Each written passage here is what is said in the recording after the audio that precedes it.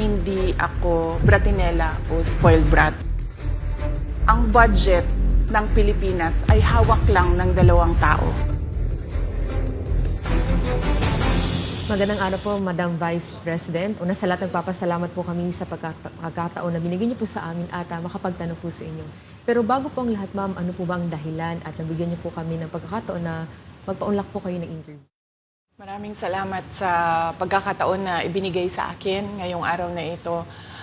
Nagpa-interview ako dahil gusto ko na malaman ng taong bayan at ma-explain sa taong bayan kung bakit hindi ako sumasagot sa question and answer sa budget hearing ng Office of the Vice President para sa budget proposal namin 2025. Gusto ko kasi na maintindihan ng taong bayan saan ba ako nanggagaling.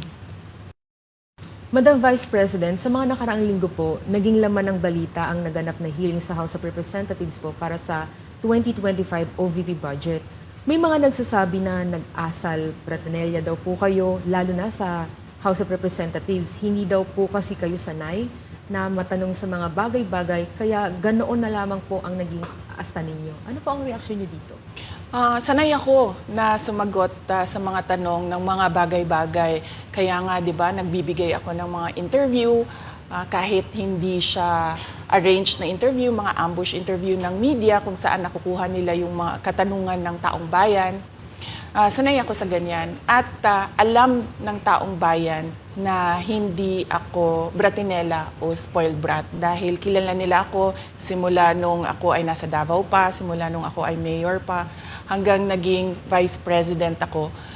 Kilala ako ng taong bayan na hindi ko inaabuso ang aking power at ang aking authority sa lahat ng mga opisina na nahawakan ko. Testigo ko ang buong bayan na hindi ako isang spoiled brat. In fact, nung ako ay lumalaki, hindi naman, ang mga kaibigan ko, hindi naman sila galing sa political na pamilya, sa mga mayayaman na pamilya, sa mga powerful na pamilya. Sila ay mga ordinaryong tao lamang at yun ang kinalakihan ko. Isang ordinaryong environment ng isang ordinaryong citizen ng ating bayan. Sa palagay ko, hindi lang sanay ang iilan na mga miyembro ng House of Representatives na hindi nila makuha yung gusto nila at gusto nilang marinig na sagot. At hindi sanay yung mga iilan na mga representatives natin na sinasagot sila sa kanilang mga patutsada. Kaya sa tingin ko, isa din itong parang atake din nila na parang, oh, bratinela yan. Kahit na sumagot naman ako, hindi nga lang sa gusto nila. Kaugnay dyan, Madam Vice President, dito sa budget hearing, naniniwala po ba kayo na may kapangyarihan talaga ang Kongreso na busisiin ang budget po ng bawat ahensya ng gobyerno?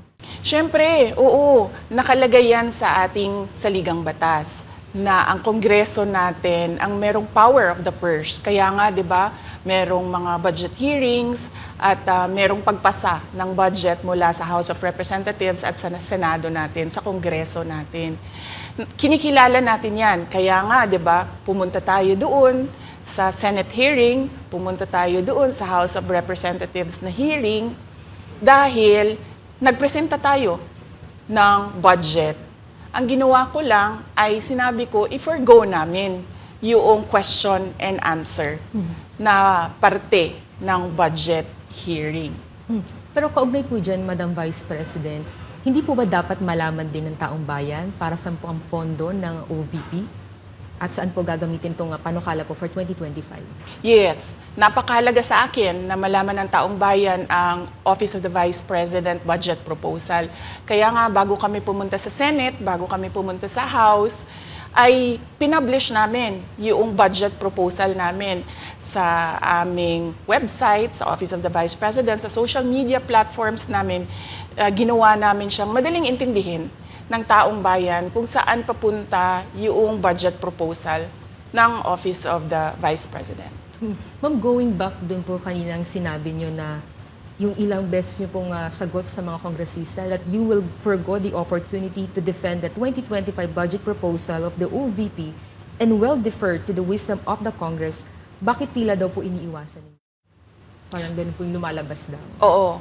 Kasi sinasabi ko pa ulit-ulit yon na sinasubmit namin sa Congress ang budget ng Office of the Vice President at iniiwan namin sa Kongreso ang desisyon kung ano ang gagawin nila para sa Office of the Vice President. Kaya fino-forgo na namin yung question and answer. Unang-una dahil nakikita namin na ginagamit siya ng ibang mga miyembro, iilan na mga miyembro ng Kongreso para umatake sa akin dahil hindi kami magkasama sa politika.